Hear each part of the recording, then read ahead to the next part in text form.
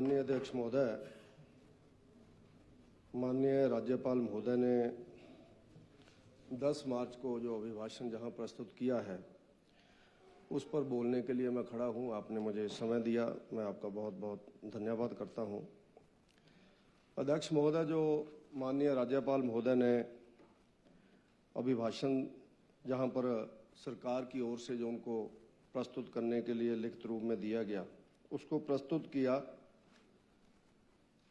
हम ये मानते हैं कि माननीय गवर्नर महोदय ने, राज्यपाल महोदय ने वही चीज़ें, वही बातें जहां पढ़नी होती हैं, बोलनी होती हैं, जो सरकार और कैबिनेट के माध्यम से उनको पास की जाती हैं।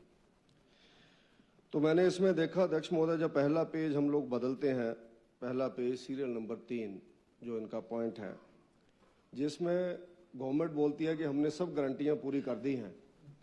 यानी पहले पेज से ही इन्होंने माननीय राज्यपाल महोदय से झूठ बुलाना शुरू किया और अंतिम पेज तक जब मैं जाऊंगा तो आपके ध्यान में आएगा कि ये बिल्कुल झूठ की बातें इन्होंने वहां पर की हैं। और अगर गारंटियों की बात करें, हमारे विपक्ष के नेता माननीय जयराम ठाकुर जी ने बड़े विस्तार से इसके ऊपर बोला है। अगर हम लोग ओपीएस से आगे दूसरी गारंटी का इन्होंने कहा कि हमने हिमाचल प्रदेश की महिलाओं को 1,1500 रुपया चरणबद्ध तरीके से देना शुरू कर दिया है। अब इनका चरणबद्ध तरीका न हमें समझ आ रहा है, न दुनिया को समझ आ रहा है। जिस समय चुनाव लड़ा जा रहा था उस समय माननीय हमारे वर्तमान उप मुख्यमंत्री जी, इन्होंने एक जनसभा में कहा था कि जैसे ही हमारी गवर्नमेंट बनेगी दिसंबर महीने के अंत में, 1 जनवरी को जो मीटिंग होगी उसमें हिमाचल प्रदेश की हर महिला के खाते में हम 1500 रुपया डालेंगे। उसमें कोई चरणबद्ध तरीका नहीं था और ना ही उसमें कोई कंडीशन थी कि हम लोग इसको डालेंगे। और हमारे अन्य सभी विधायकगण जितने भी कांग्रेस के 68 चुनाव लड़ रहे थे, वो यही लोगों को बोल रहे थे, विशेष रूप से महिलाओं को संबोधन करके, कि हम आपको पैसा डालेंगे। लेकिन उसके ऊपर भी इन्होंने जहां पर झूठ बोला है और उसके साथ साथ गाय और भैंस के दूध खरीद का ऐतिहासिक वृद्धि और गोबर खरीद की बात इन्होंने की थी, वो भी इसी लाइनों में है। अब इनका कहना यह है कि हम लोगों ने दूध की खरीद में ऐतिहासिक वृद्धि की है। आप लोगों ने कहा था कि हम 100 रुपया किलो उसको खरीदेंगे। ऐतिहासिक वृद्धि नहीं, आपने कहा था कि हम ऐतिहासिक वृद्धि करेंगे। आपने 100 रुपया बोला था, लेकिन 100 रुपया नहीं लिया। आपने ये दूसरा झूठ इस अभिभाषण के अंदर प्रस्तुत करवाया। और जहां तक गोबर खरीद का मामला है, माननीय वरिष्ठ मंत्री चौधरी साहब जहां पर बैठे हैं, इन्होंने बोला भी है कि संगठन के बारे में भी बोला इन्होंने कि पैरालाइज हो गया है कांग्रेस के संगठन को। इनके सुपुत्र जी ने भी बोला कि सरकार में किसी की सुनी नहीं जा रही है, किसी का कोई काम नहीं हो रहा है। नीरज भारती जी ने भी बोला है, क्योंकि सच बोलने की आदत किसी किसी को होती है और अंतिम समय तो सच ही निकलता आदमी का। तो इसलिए अब गवर्नमेंट का भी अंत ही चल रहा है ना, संगठन पैरालाइज हो गया तो सरकार भी ठीक ढंग से नहीं चल रही है। हाँ, इस उम्र में आदमी बिल्कुल सच बोलता है और ये दम चौधरी साहब ही दिखा सकते हैं। तो उसके नाते अब इनके गले की फांस बन गया है गोबर खरीदना। अब आप बोलते हैं कि हमने गोबर खरीद लिया, आपने नहीं बोला था कि हम लोग केंचुआ खाद खरीदेंगे। आप बताओ कहीं भी आपके घोषणा पत्र में है। अब गोबर के ढेर तो मेरे साथ बसदेड़ा में चलो, मैं कल ही किसी की शादी में गया था तो बोला था 50 ट्रालियां पड़ी हुई है। मैं मंत्री साहब का स्वागत भी करूंगा बुक्का लेकर के, वहां आओ, आपको गोबर आप भरो, टोकरों में भरना है या डल्लों में भरना है या आपने डब्बों में भरना है। अब हम भी उस समय हैरान हुए, गोबर खरीदने का काम सरकारों का होता है क्या? हम सरकारें हैं, गोबर खरीदने के आई हैं, लेकिन आपने बोला है इसलिए हम आपको बार बार बोलते हैं। हम भी बोल सकते थे हम महिलाओं को 1500 रुपया देंगे, हमें पता है कि नहीं दिया जाएगा, इतना पैसा नहीं है। हमने वहां पर अभी तीन दिन पहले हम लोगों ने वहां पर यानी दिल्ली की जहां तक बात करें, मैं उसका जवाब नहीं देना चाहता, वहां पर शुरुआत करने की उन्होंने बोल दिया है। और उस दृष्टि से उन्होंने आप लोगों की तरह नहीं कहा था कि पूरी महिलाओं को देंगे। तो मेरा अध्यक्ष महोदय जी कहना कि इन्होंने गवर्नर महोदय से, राज्यपाल महोदय से बिल्कुल झूठा अभिभाषण जहां पर पढ़वाया है और उनके अभिभाषण को मीडिया पे दबाव डाल करके इस तरह से प्रस्तुत किया और उनके नाम पर इतनी बड़ी न्यूज लगा दी। ये शायद हिमाचल प्रदेश में पहली बार हुआ। जो बीच ऑफ ट्रस्ट है, जो उनके विश्वास घात है उनके साथ, क्योंकि गवर्नर महोदय को पढ़ना होता है, उनके नाम पे न्यूज नहीं लगती है। लेकिन आप लोगों ने किया। उसके बाद अध्यक्ष महोदय, अगर हम लोग पेज नंबर 14 पे चलते हैं, ऐसे बीच बीच में हम लोगों ने पढ़ा, तो उनका सीरियल नंबर 34 है, शिक्षा के बारे में बोला गया। हमारे मंत्री महोदय बड़े भले मानस आदमी हैं, और शिक्षा में भी इनके डिपार्टमेंट ने एक बड़ा कारनामा किया कि स्कूली बच्चों की वर्दी, जो प्रोफेसर प्रेम कुमार धूमल जी के समय पर हमारे उस समय के तत्कालीन राष्ट्रीय अध्यक्ष और वर्तमान के केंद्रीय मंत्री नितिन गडकरी जी ने नाहन में आकर के शुरुआत की थी हिमाचल प्रदेश के 9.5 लाख बच्चों को वर्दी देने की, अटल वर्दी योजना। उसमें भी आप लोगों ने जाति के ऊपर लोगों को बांट दिया। आप लोगों ने कुछ लोगों की वर्दियां उसमें बंद कर दी। वर्दियां बंद करने के बाद फिर उनको आप लोगों ने ड्राफ्ट भेजा कि इस तरह की वर्दी आप लगाओ। जब आपने पैसा ही नहीं देना है तो मैं कैसा कपड़ा डाल रहा हूं आप कैसे तय कर सकते हैं? आपने भेजी वहां पर, आपने 6 तरह की वर्दियां मुझे दिखाई वहां पर, प्रोफेसर साहब ने जो वहां पर लगे हुए हैं, हमारे लेक्चरर हैं, हमारे टीजीटी हैं। आप गरीब परिवारों के बच्चे आप मान के चलो। मैं इसमें ये बोलना चाहता हूं अध्यक्ष महोदय कि गरीब परिवार ही आज सरकारी स्कूलों के अंदर ज्यादातर पढ़ रहे हैं। लोग मुश्किल जिनको है वो सरकारी स्कूलों में बच्चे भेजते हैं। आपने उन बच्चों के बीच भी अंतर कर दिया। ये भी आप लोगों ने शिक्षा के क्षेत्र में एक नई चीज शुरुआत कर दी। और जहां तक शिक्षा की बात है, मैं ठाकुर साहब के ध्यान में लाना चाहता हूं, शिक्षा बाकी पूरे प्रदेश में क्या चल रहा है वो अभी राम कुमार जी ने बड़े विस्तार से बोला। अलग अलग जगहों के ऊपर जहां तो आप लोगों को जाना अलाउड नहीं है। मुकेश जी हमारे जिला के उप मुख्यमंत्री हैं, आप हरोली में स्वां से पार ही घूमते रहते हैं। कोई लक्ष्मण रेखा है वहां पर लगाई हुई कि अगर बाहर निकलोगे सीता माता जी तो आप जल जाएंगे? जहां पर आप हमारे एरिया में आकर के देखो, 8 करोड़ 44 लाख रुपए का जयराम ठाकुर जी के समय पर दिया हुआ +2 स्कूल बॉयज उन्ना का बिल्डिंग बन करके तैयार है, लेकिन उसके उद्घाटन के लिए किसी के पास समय नहीं है। 2 शिफ्टों में बच्चों को पढ़ाया जा रहा है, सुबह भी टीचर आते हैं, दोपहर बाद भी टीचर आते हैं। 14 करोड़ रुपए का एक मल्टीपर्पज बहुत बड़ा कॉम्प्लेक्स उन्ना कॉलेज के अंदर हमने बनाया है। 5 तारीख को माननीय शिक्षा मंत्री जी ने एनुअल फंक्शन में जाना था, एंड टाइम पर रद्द हो गया। शायद उसमें बिल्डिंग का उद्घाटन था, इसलिए इनका प्रोग्राम रद्द हो गया, उसका उद्घाटन नहीं हो सका। तो उसके साथ साथ अगर आप लोग अलग अलग स्कूलों में, मेरा +2 स्कूल सनोली है, हमने 45 लाख रुपया ठाकुर साहब के समय पर दिया था, लेकिन उसके 4 कमरे बन के तैयार है। थोड़ा बहुत पैसा उसके लिए आना, उसका काम नहीं हो रहा है। ये आपका शिक्षा का, मैं उन्ना कॉन्स्टिट्यूंसी का गणा रहा हूं कि शिक्षा में क्या हो रहा है। तो आप सब लोग शिक्षा का गुणगान कर रहे हैं कि राष्ट्रीय स्तर पर हमारा स्तर उठा है। अब मुझे नहीं जानकारी कहाँ स्तर उठा कहाँ नहीं उठा है, लेकिन शिक्षा के क्षेत्र में भी कोई बहुत बड़ा काम नहीं हो रहा है, क्योंकि थोड़े थोड़े पैसे से जो चीजें होनी है वो सारी रुकी पड़ी हैं। बच्चे परेशान हैं, और कहीं ऐसा ना हो कि बच्चे आप लोगों के इंतजार से इतना परेशान हो जाए कि बिल्डिंगों के ताले तोड़ करके उनके अंदर घुस जाए और हमें ना कहीं ये कार्रवाई करनी पड़ जाए। की हुई है हमने स्टूडेंट लाइफ में ये कार्रवाई, पर हम सोचते हैं कि आप आए, हम आपका स्वागत करें। 10-10 करोड़ की बिल्डिंगें, 12-12 करोड़ की बिल्डिंगें गल रही हैं। उनकी बिल्डिंगों के अंदर ठेकेदार बेचारे सफेदियां कर करके 2-2, 3-3 बार परेशान हो गए कि जी उद्घाटन हो रहा, फिर उससे वाइट वॉश करवाते हैं, फिर कोई रद्द हो जाता है प्रोग्राम। तो ऐसी ये शिक्षा की क्षेत्र की आपकी स्थिति है। और उसके साथ साथ अगर हम लोग पेज 25 पे जाएंगे तो सीरियल नंबर 66 में सड़कों का जिक्र किया गया है।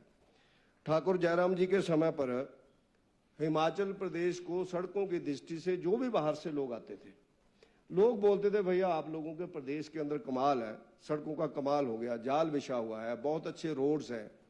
तो उसके नाते हम लोग आज ग्रामीण सड़कों के अंदर देखते हैं कि पैच वर्क लगाने को भी आपका पैसा नहीं आ रहा है। मेरा महतपुर से संदोगढ़ तक रोड है, हम लोगों ने उसके ऊपर 90 लाख रुपए की टायरिंग आज से 5 साल पहले की थी, लेकिन आज उसके ऊपर गड्ढे पड़ गए हैं, पैच वर्क नहीं हो रहा है। धूल मिट्टी इतनी उड़ती है क्योंकि वहां पर इंडियन ऑयल का टर्मिनल है, 400 ट्रक रोज अध्यक्ष महोदय वहां से जाते हैं, लेकिन लोगों के घरों के बाहर कपड़ा सुखाना मुश्किल हो गया है क्योंकि वहां पर मिट्टी डाली जा रही है, पैच वर्क भी नहीं वहां पर हो रहा है। ये आप लोगों की PWD की दृष्टि से सड़कों की स्थिति जो मैं आपके ध्यान में ला रहा हूं, जो सीरियल 66 के ऊपर जो सारी चीज आप लोगों ने दी है। इसी तरह से अगर हम लोग आगे बढ़ेंगे तो पेज नंबर 27 के ऊपर सीरियल नंबर 71 में हिमाचल प्रदेश के जल जीवन, जो हमारा जल शक्ति विभाग है, उसके बारे में बताया गया है। अब मुकेश भाई के एरिया में जल जीवन अपना विभाग क्या कर रहा है क्या नहीं कर रहा है, लेकिन हमारे एरिया के अंदर अगर किसी ने बेचारे ने प्राइवेट नलका लगाना तो उसको कहते हैं पाइपें नहीं है। और माननीय मंत्री जी, उप मुख्यमंत्री जी जहां बोलते हैं कि आपके पूर्व मंत्री जी बहुत ज्यादा पाइपें खरीद के ढेर लगा गए हैं। अब हमें समझ में नहीं आता कि कारण क्या है। जब नलका लगाने को पाइपें नहीं है तो आप लोग किस तरह से पेयजल योजना, सिंचाई योजनाओं में आगे काम कर सकते हैं। हमारे जिला के अंदर फ्लड प्रोटेक्शन का एक्शन बैठते थे ग्रेड के अंदर, उसको बंद कर दिया। जो वहां पर आईपीएच के एक्शन है उनको चार्ज दिया गया उसका। अब वो बोलते हैं मेरे पास है ही कुछ नहीं है। पूरे जिला के लिए पिछले साल 95 लाख रुपए आया, तो पूरे जिला के लिए 95 लाख फ्लड प्रोटेक्शन में कैसे काम करेगा। इतनी बड़ी स्वान नदी है, इतनी हमारी 74 ट्रिब्यूटरीज हैं, खड्डे हैं, उनके अंदर पिछले 2 साल पहले जब बाढ़ आई थी बहुत सी जगह पर किनारे टूट गए। लोगों के पानी वहां पर पुलियां बनने की जरूरत है। अनेकों बार हमने वहां पर आगे भेजा, लेकिन वहां से जवाब मिलता कि गवर्नमेंट के पास पैसा नहीं है। अब पैसा अगर उप मुख्यमंत्री जी के डिपार्टमेंट के पास नहीं है, अध्यक्ष महोदय, तो हम लोग कल्पना कर सकते हैं कि अन्य डिपार्टमेंट्स की क्या स्थिति है। और इसके साथ साथ अगर हम लोग आगे बढ़े, अध्यक्ष महोदय, जो माननीय राज्यपाल महोदय से इन्होंने पढ़ाया, वो अपना पेज नंबर 33 के ऊपर अगर हम लोग जाएंगे, आगे जाकर के हम लोग आगे इसमें चलते हैं। पेज नंबर 29, इन्होंने राजस्व के बारे में बोला है कि हमने बहुत अच्छा सुधार किया है रेवेन्यू में। 2-2 साल हो गए अध्यक्ष महोदय, हमारी कॉन्स्टिट्यूंसी में लोग निशानदेही कराना चाहते हैं, निशानदेही नहीं हो रही है 2-2 साल।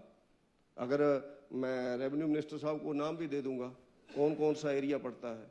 हमने खुद पटवारी कानूनगो से बातचीत की, कोई निशानदेही नहीं हो रही है वहां पर, जिसके कारण लड़ाई झगड़े हो रहे हैं। लड़ाई झगड़ों के कारण वहां पर कोर्ट केसेस बन रहे हैं और माननीय हमारे पुलिस स्टेशन में केस जा रहे हैं लोगों के। लेकिन राजस्व का जो ग्राउंड वर्क है वो निशानदेही है। जैसे उसके साथ साथ जो हमारे एरिया के अंदर जो बंदोबस्त चले हुए हैं, उन बंदोबस्त के अंदर उन तहसीलदार को लगा दिया गया जो 5000 रुपया रिश्वत लेते हुए पकड़े गए।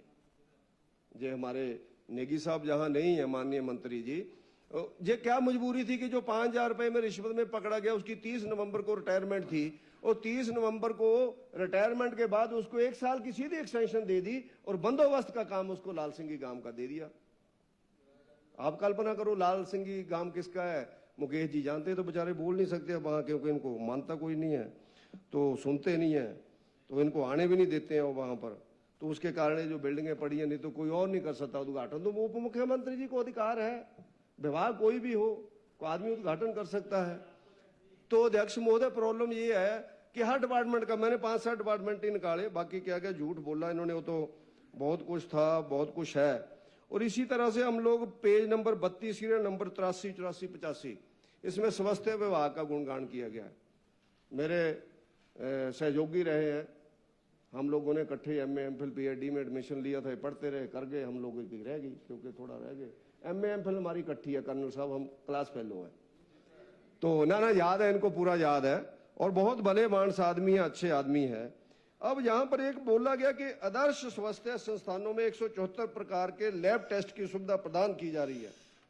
इसके अतिरिक्त इन संस्थानों में मेडिसिन, सर्जरी, स्त्री रोग, बाल चिकित्सा, एनेस्थीजियोलॉजी, रेडियोलॉजी और 6 विशेषज्ञ डॉक्टरों की तैनाती कर मेडिकल स्टाफ और आधुनिक नवीनतम MRI, CT स्कैन की सुविधा उपलब्ध करवा दी गई है।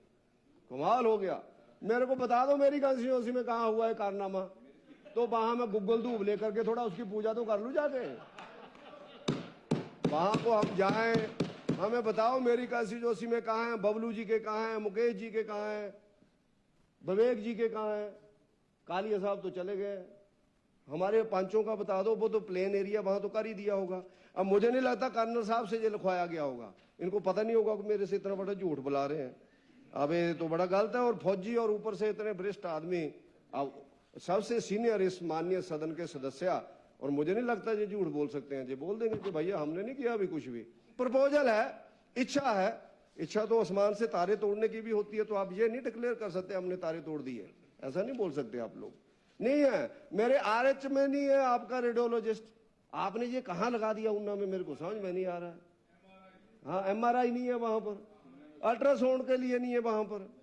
तो उसके कारण मेरा अध्यक्ष महोदय ये कहना कि इन्होंने बिल्कुल झूठ यहां पर कहाया गया है। और उसके साथ साथ हमारे जो पेज नंबर 35 सीरियल नंबर 90 पर्यावरण के बारे में बोला गया है। टिक्का साहब, पर्यावरण हमने देखा धर्मपुर में जाकर के पर्यावरण, वहां क्या हालत हुई है पर्यावरण की। 35 पेज के ऊपर है जी।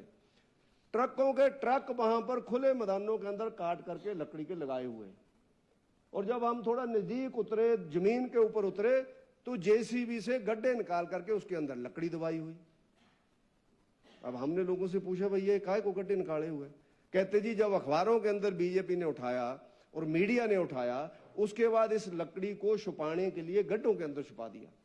फिर हमें लोग लेकर के गए कि आप लोग, मैं, सुखराम जी और हमारे बलवीर वर्मा जी वहां पर थे, हम लोग तीनों गए, तो हमें बताया गया, उन्होंने एक नदी चलती है वहां से, साथ से बहुत बड़ी नदी है, ठग सब बता सकते, ब्यास नदी शायद जाती है धर्मपुर से, उसके जहां जहां पहाड़ियां हैं, उप मुख्यमंत्री महोदय, अध्यक्ष महोदय, वहां पर ट्रकों के ट्रक ऊपर से ढांक से गिरा दिए गए लकड़ी के नीचे को, ताकि लोगों को दिखाई ना दे। आप पर्यावरण की बात कर रहे हैं, जंगल काट दिए। ऊना के अंदर 25 ट्रक पकड़े गए, 25 ट्रक लकड़ी के पकड़े गए। 2, 4, 5 तो पकड़े ही जाते हैं। फिर जिस दिन 25 पकड़े गए, उस दिन अध्यक्ष महोदय अखबार के अंदर आया, मैं अब मैडम कमलेश जी को इसमें ब्लेम नहीं करता, उसमें अखबार के अंदर जो आया, अब मेरे पास कटिंग नहीं, मैं दे दूंगा कभी, मैंने रखी है वो, तो उसमें आया कि वो सारे के सारे ट्रक देरा से आए थे, सबके कागजात ठीक पाए गए, और उसके बाद 25 ट्रक छोड़ दिए। पकड़े काहे को? फिर उसकी न्यूज कैसे लगी? 25 ट्रक क्यों पकड़े तुमने? हमारे बनगढ़ के अंदर जंगल काटे गए, पूरे का पूरा जंगल काट दिया बनगढ़ का। देरा डिवीजन के अंदर, आपका कुटलैहड़ कंस्टिट्यूंसी के अंदर, गगरेड कंस्टिट्यूंसी के अंदर ट्रकों के ट्रक पकड़े जाते हैं। और पंजाब की फैक्ट्री की होशियारपुर से न्यूज आती है, फैक्ट्री वाले का बयान आता है, जब पत्रकार जाते हैं, वो कहते हैं मेरे पास तो 200 ट्रक आते हैं रोज, जीपें जाती हैं जी, महिंद्रा जीपें, ट्रक नहीं जानी, महिंद्रा जीपें। बीच में 407 टाटा के भी पकड़े गए। अब इतना काटा जा रहा, और हम लोग पर्यावरण बचाने की बात कर रहे हैं। माननीय महामहिम महोदय से हम लोग झूठ कह रहे हैं कि हम लोग पर्यावरण के मामले में बहुत संजीदा दृष्टि से काम कर रहे हैं। अगला विषय आता है अध्यक्ष महोदय खनन का, पेज नंबर 41 के ऊपर। खनन के बारे में इनका कहना कि हमने बहुत खनन रोक दिया है, बहुत खनन रोक दिया। मैं निवेदन करता हूं इंडस्ट्री मिनिस्टर साहब से, इनको भी वैसे अलाउड नहीं होगा वहां जाना। जब उप मुख्यमंत्री नहीं जा सकते तो इनको कौन करेगा अलाउड? ये गए पीछे एक बार, इन्होंने बोला हम ये कर देंगे, हम वो कर देंगे। मुझे भी फोन आया कि जी आज मीटिंग है प्रशासन की ओर से, और इनकी ओर से भी। मैं जाना भी चाहता था, कहीं बिजी थे। अगर आप स्वयं जाकर के देखें तो जो भारतीय जनता पार्टी के समय पर स्वां और 74 खड्डों का चैनलाइजेशन लगभग 1200 करोड़ रुपए से किया गया है, उसको तबाह कर दिया गया है। वहां पर जेसीबी पोकलैंड पंजाब से आती हैं, परसों रात भी स्नोगढ़ में पोकलैंड पकड़ी गई, उनके नंबर उखाड़ दिए गए। जो इंजन के ऊपर नंबर होता है वो भी घिसा दिया है। मुझे 11:30 बजे रात को फोन आया लोगों का कि हम पकड़ के ले जा रहे हैं जी, पुलिस वालों को बोल दो कहीं रात को ही ना छोड़ दे। एक तो भाग गया और 10-12 टिप्पर भी भागे, लेकिन एक जेसीबी हम खुद चला करके लेके जा रहे हैं संतोषगढ़ के अंदर। आप वहां जाकर के तो देखिए वहां क्या स्थिति है, किस तरह का वहां पर खनन हो रहा है। और खनन कौन कर रहे हैं वो जानते हैं सारे, उप मुख्यमंत्री जी भी जानते हैं, ये भी बयान देते हैं कि खनन रुकना चाहिए, खनन को हम मानेंगे नहीं, चिट्टे वालों को हम मानेंगे नहीं। लेकिन पूछता कोई नहीं है, सुनने वाला कोई नहीं है। तो उसके नाते अध्यक्ष महोदय, ये जो सारी बातें खनन के बारे में की जा रही है, ये बिल्कुल माननीय गवर्नर महोदय से इन लोगों ने झूठ बुलाया। और अगर खनन नीति ठीक ढंग से लागू हो तो मैं ये मान सकता हूं हिमाचल प्रदेश को खनन से ही 500-700 करोड़ रुपया आ सकता है, जो 124 करोड़ लगभग बताया गया कि इतना लगभग आता है, लगभग इतना। अब इसको हम ठीक ढंग से लागू करेंगे, बिल्कुल साइंटिफिक खनन होना चाहिए, इसमें कौन इनकार करता है। लेकिन पानी निकाल दिया, जमीन के अंदर से पानी निकाल दिया, कुआं टाइप बन गए, अब उसको कौन रोके।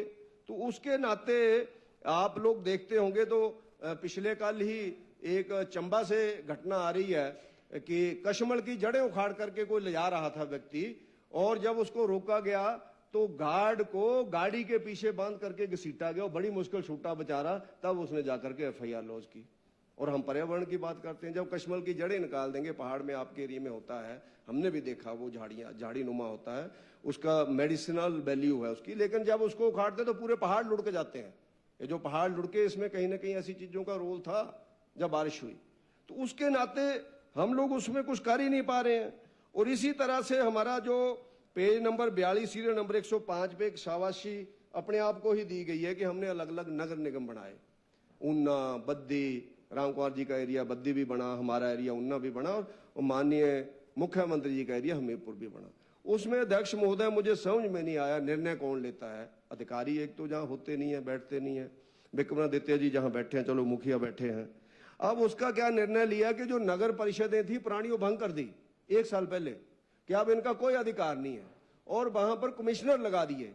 आज जो लोग डेवलपमेंट के काम लेकर के जाते हैं, आज जो लोग डेथ सर्टिफिकेट के लिए जाते हैं, आज जो लोग बर्थ सर्टिफिकेट के लिए जाते हैं, नगर परिषद वाले बोलते हैं हमें भंग कर दिया, हमारी पावर नहीं है, और जो कमिश्नर बैठे हैं वो बोलते हैं कि हमें पावर ही नहीं है, हम क्या करें।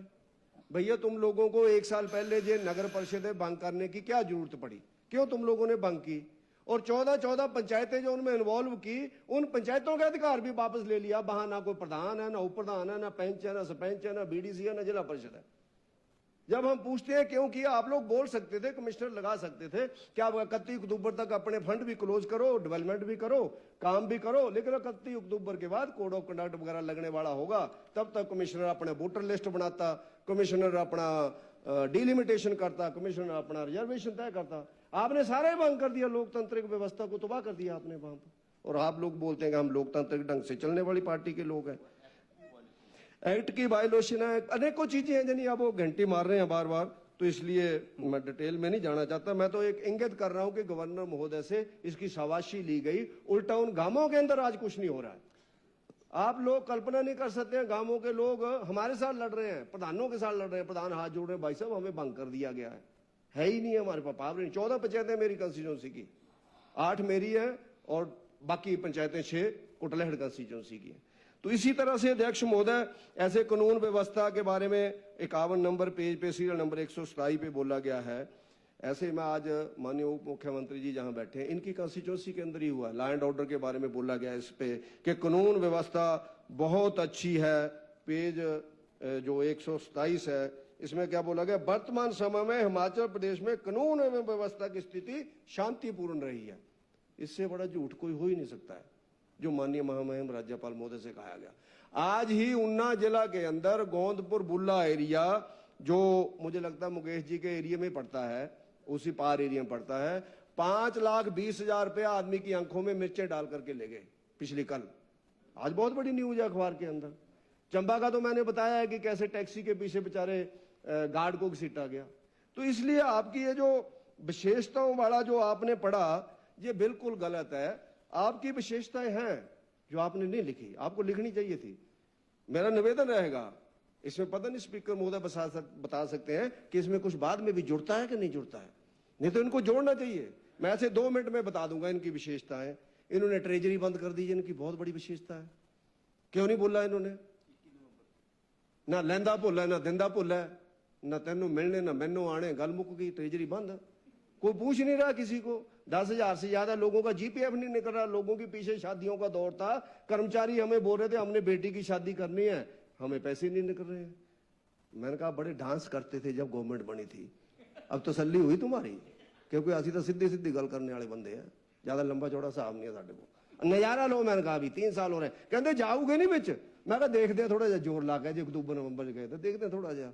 कहते नहीं यार इनको भेजो, बड़ी बुरी हालत है, हमारा अपने पैसा नहीं निकल रहा है। मैं आपको सच बोल रहा हूँ, शादियों के दौर में 2 लोगों का मुझे फोन आया जी, 2 लोगों का इसका, संजय अवस्थी जी आपके पास होंगे बिजनेस के पैसे, लोगों के पास नहीं है। आपके पास होगा बिजनेस वगैरह है आपका, मैं जानता हूँ, आप आड़ती वगैरह रहे हैं, पता नहीं क्या आप कुछ रहे हैं, आप सोलन में रहते थे। तो गोविंद शर्मा जी जहाँ बैठे हैं आपके मित्र, जहाँ आपने कब्जा किया आकर के, तो उसके नाते हाँ उस कॉन्स्टिट्यूंसी में आप आए, अच्छी बात है, लेकिन आपके पास पैसा होगा, लोगों के पास नहीं है। जिनकी विशेषता थी इनको लिखना चाहिए था। इसी तरह से 1400 संस्थान बंद किए, बस अब बंद हो ही जाएगा जी 5 मिनट में। 1400 संस्थान बंद किए जिनकी बहुत बड़ी विशेषता थी, बहुत बड़ी अचीवमेंट है जी, आपको जहां लिखनी चाहिए थी, गवर्नर महोदय से कहना चाहिए था कि हम वो बबरू बहान है जिन्होंने 1400 संस्थान एक ही उसमें एक मस्त हमने बंद कर दिए, जनता जाए बाढ़ में। लिखना चाहिए था आपको, आप लोगों को लिखना चाहिए था, क्योंकि आपका बहुत बड़ा हुआ है, बहुत बड़ा योगदान है हिमाचल के लिए। जो वीरभद्र सिंह जी जिस पार्टी में बोलते थे मुझे एक भी बच्चा मिलेगा मैं उसके लिए भी स्कूल खोलूंगा, आपकी पार्टी बोलती है हमने 1400 संस्थान बंद कर दिए। अब वीरभद्र सिंह जी ठीक थे, आप ठीक थे, मुझे नहीं आइडिया कौन ठीक थे, आप लोग बता सकते हैं, आपके सीनियर लीडर है। हिमकेयर, रिटायर्ड कर्मचारियों की पेंशन नहीं जा रही है, हिमकेयर की नहीं जा रही है, वृद्ध, अपंग, विधवा, अभी अभी माननीय मुकेश जी ने कहा है, ये तो सेशन लग गया तो आपने 360 करोड़ बोला डाल दिया, सौभाग्य सेशन लगा हुआ, नहीं तो अगले 3 महीने भी नहीं डलनी थी। आप कल्पना नहीं कर सकते, बेचारी वृद्ध महिलाएं सामान खरीदने के लिए पेंशन का इंतजार करती हैं। ये इनको लिखना चाहिए था जहां पर कि हम वो लोग हैं जिन्होंने गरीब लोगों की पेंशन रोकी हुई है। तो ये इनको ध्यान में लाना चाहिए था कि अब देखो ऐच्छिक निधि और विधायक निधि का भी अभी आया, अगर ये नहीं हम वो लोग बोलते तो ये भी नहीं आना था। ठीक बोल रहे हैं प्रधान, हमारे पास कागज लेके आ जाते हैं कि काय को दिया जी हमारे को कागज, आपने हमारा पैसा तो आ नहीं रहा है। हमने सोचा रहा आ रहा है, मैंने डीसी से पूछा, वो कहते जी चिट्ठी आई थी पैसा नहीं आया था। मैं कहा तू हमें बता देता तो हम लिख के नहीं देते इनको, हमने काय को पंगे में पड़ना। लेकिन वो उसके कारण हमारी भी जलालत हुई, वहां पर लोगों को लगा हम झूठे लेटर दे रहे हैं। हो सकता है अध्यक्ष महोदय आपके पास भी फोन आया होगा, पर आप बता नहीं सकते हैं क्योंकि आप बहुत बड़ी कुर्सी के ऊपर बैठे हुए। तो हम तो चला सकते हैं क्योंकि हम अपोजिशन में हैं, तो हम तो बोल सकते हैं, अब ये लोग तो नहीं बोल सकते बेचारे। और बीच में बोला भी है मुकेश जी ने कि हमारे विधायक दल के अंदर भी विषय आया था, हमने कहा था इसको जल्दी जल्दी रिलीज करो। इसका मतलब है कि आपको भी पता था लेकिन पैसा नहीं था। इसी तरह से आपका एक बहुत बड़ा बहुत वो है सहारा योजना, माननीय जयराम ठाकुर जी ने एक बहुत अच्छी योजना लाए थे। जो बेड पे पड़े हुए लोग हैं, कैंसर है, किडनी है, बुरी हालत है, ना बेचारे जा पा रहे हैं ना ठीक हो पा रहे हैं, उनकी सेवा के लिए एक सहारा के नाते 3000 पेंशन लगाई थी। आज उन 35,000 के लगभग लोगों को पेंशन नहीं आ रही है। अब कल्पना करो उनको गुजारा कैसे हो रहा होगा। ये बातें हम लोग इसमें देनी चाहिए थी आपको, अचीवमेंट में आपकी बहुत बड़ी अचीवमेंट है, कंक्लूड प्लीज। उसको लिखना चाहिए था। इसी तरह से आपने रजिस्ट्री में 1000 गुना पैसा बढ़ाया, रजिस्ट्री गिफ्ट डीड, वो आपको जहाँ लिखना चाहिए था, देना चाहिए था आप लोगों को। शगन योजना, मुख्यमंत्री योजना का मैंने आज ये अध्यक्ष महोदय क्वेश्चन लगाया था, जो उत्तर आया, आज इनके पास शगन योजना के 1436 केस पेंडिंग है, जिनमें इन्होंने लिखा है कि लंबित पड़े हैं, इनका पैसा देना बकाया है। और आपका मुख्यमंत्री कन्यादान योजना में 297 केस है जिसका पैसा ही नहीं दिया इन्होंने। ये तो कन्या को भी पैसा नहीं दे रहे हैं। कन्या के लिए तो आदमी बड़ा काम कर देता है। और मैं माननीय सुखविंदर सिंह सुक्खू जी से आग्रह करता हूं कि आपकी बेटियों की तरह ही हैं ये बेटियां, और मुझे उम्मीद है कि आज माननीय देहरा की सदस्य भी सुक्खू जी को कहेंगी कि भैया आप कन्याओं का कन्यादान योजना, शगन योजना तो मत रोको, आज ही बोलना जी, कल सुबह आपसे रिलीज कराना जी इनका। आपको देखो 1700 बेटियां आपको कहेंगे कि भाभी कमाल की भाभी है, उन्होंने भाई को पकड़ा और रात को हो गया काम, इसलिए आपको बोलना चाहिए उनको। 1700 लोग हैं। ऐसी तरह से 30,000 करोड़ रुपए का लोन इन लोगों ने अध्यक्ष महोदय पिछले 2 सालों के अंदर लिया जी। इनकी बहुत बड़ी अचीवमेंट है, पर वो पैसा कहां गया पता नहीं लग रहा है, कहां गया लिखना चाहिए था आपको। आप क्यों डर रहे हैं इन चीजों से? आपकी बहुत बड़ी अचीवमेंट है, इन्हीं अचीवमेंट के ऊपर तो हम चुनाव लड़ेंगे, देखना पोस्टर लगाएंगे तुम्हारी जगह जगह। आपको ऐसे थोड़ा छोड़ेंगे, आपको ऐसे नहीं छोड़ेंगे, चिंता मत करो। 60 और 8 की लड़ाई होगी अगली बार। आपने देखना जो 90 में हुई थी, आपने देख लेना उस समय हमारी जो स्थिति हो वो देखा ना आपने। मुकेश जी को पता है पुराना, क्योंकि पत्रकार थे उस समय, बहुत कुछ लिखते थे। तो इसलिए मेरा अध्यक्ष महोदय ये कहना है कि जो भी इन्होंने माननीय राज्यपाल महोदय से कहा है ये बिल्कुल सत्य नहीं है, जनी असत्य है, और इसका हम लोग समर्थन नहीं कर सकते। और ये सारा दस्तावेज इनको महंगा पड़ेगा आने वाले समय में, और आप सब लोगों को ये चीजें भुगतनी पड़ेंगी। इनको टाइमली ठीक कर लो ताकि थोड़ा बहुत, कहते हैं कि अपोजिशन भी थोड़ी बहुत होनी चाहिए, अपोजिशन भी होनी चाहिए, ऐसे नहीं होता। कुछ लोग अच्छे भी हैं लेकिन इनका सुना नहीं जा रहा है। इसलिए अध्यक्ष महोदय आप भी कमरे के अंदर बैठ करके इनको थोड़ा सा सुझाव दें कि थोड़ा ठीक चले। इसलिए मैं इस अभिभाषण का समर्थन नहीं कर सकता, इसमें समर्थन करने में मैं असमर्थ हूं। आपने मुझे समय दिया, आपका बहुत बहुत धन्यवाद। जय हिंद, जय भारत।